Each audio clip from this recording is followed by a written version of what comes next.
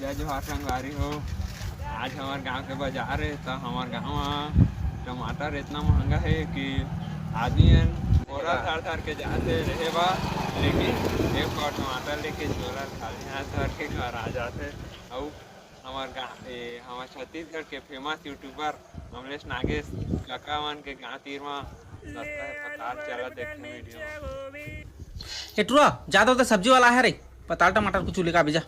जाना उड़ना कैसे करता है एटुआ? है मोबाइल पे खुद रहा दिन भर इधर पैसा और लेकर आवे बन कढ़ा कढ़ होगुल में देख दुखा कर आवे कहीं इधर का मत आ जाबे। हां करा बोला बोला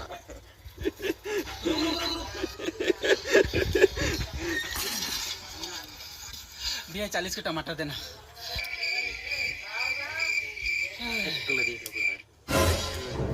पताल गा पताल पताल का गुरु गुरु देखा तो कहते हैं दे ती छाछ छूटक दे मोला। 1 किलो हो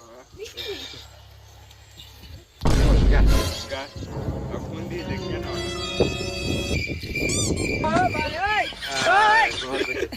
साले गिर के गंदा हो गई से ठीक तो लगा था पैक कर देना और काला पैक करो। वो तो 40 रुपया खा रहे भैया वो 40 रुपया के रिसे मत कर 150 रुपया पता का किलो तो नाटक मत मारता है। ए भैया कहाँ जाता ए भैया दे दे दे मत दही मार तारे नहीं दे ना तो कहीं कर मोला कर ले मार